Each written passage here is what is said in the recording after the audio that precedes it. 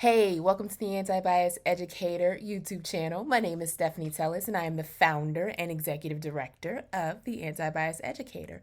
We are a boutique educational consulting firm that helps educators create equitable learning environments where students can be seen, heard, and affirmed. So, I wanted to take some time today to talk to you about our monthly resources. These are bite sized themed readings, videos, and podcasts that help to increase and expand your knowledge so that you can become the anti bias educator you know your students deserve. So far, our monthly resources have covered anti racist teaching, Black history, women's history, Asian American heritage, the conflict and crisis in Palestine and Israel, LGBTQI asterisk pride, American history, environmental justice, and most recently, Hispanic Latinx heritage. So, we've covered a broad range of topics and we're going to continue to do so. But what I wanted to take this time to do is talk to you about how to best use our resources. So, to do that, I'm going to walk you through using our most recent resource that came out for September, which was for our Hispanic slash Latinx Heritage Month, right? So, as you can see, our monthly resources are always broken up by read, watch, listen. We know that people consume and understand information in a lot of different ways. So we wanted to hit the three main categories of for our readers, for our people who are visually oriented, and for our people who are auditory processors primarily.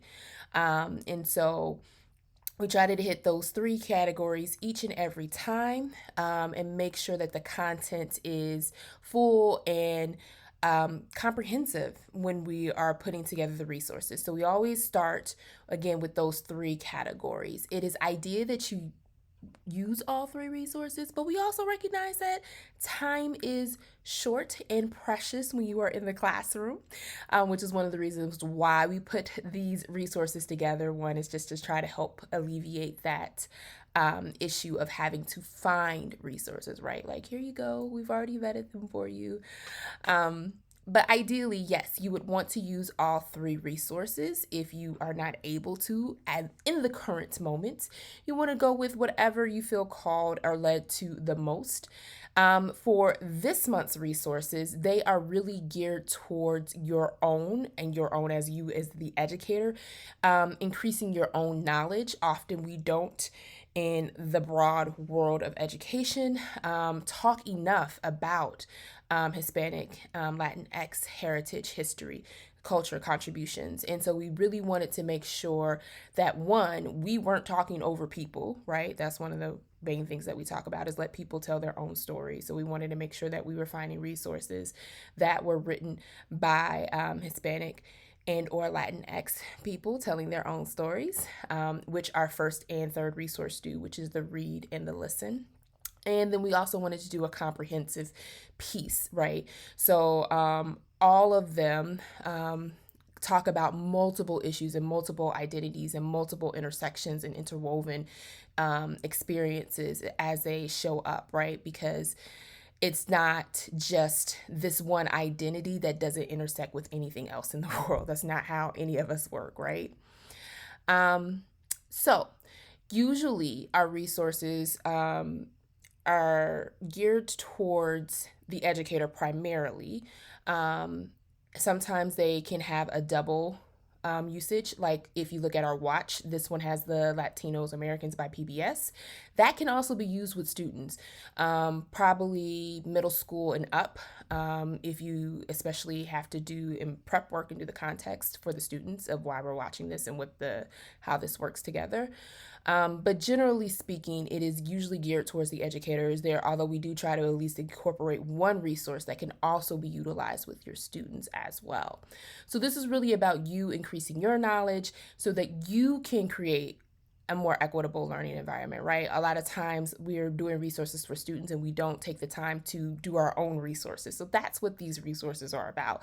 Just really bite-sized things so you can grab on and learn more so you can do more and do better and become the anti-bias educator you know your students deserve, right? So that's really all it is. It's not complicated, it's not hard. Take what you can from it. Again, we vetted them to the best of our abilities.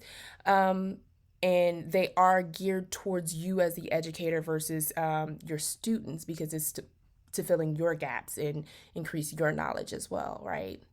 So there you go. Those are our monthly resources in a nutshell. Yay!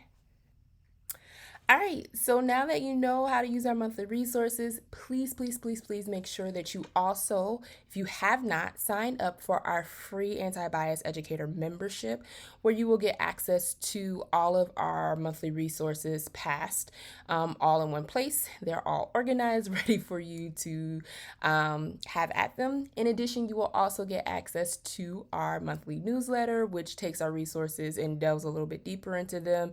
Most recently, again, we also included resources in the newsletter for you to utilize with your students' resources that were separate from the monthly resources. We included those in our newsletter. So the newsletter is a nice touch and add on. And then we also have other tools, videos, things along those lines that are available on our membership, which is free. So you will definitely want to sign up for that, all right?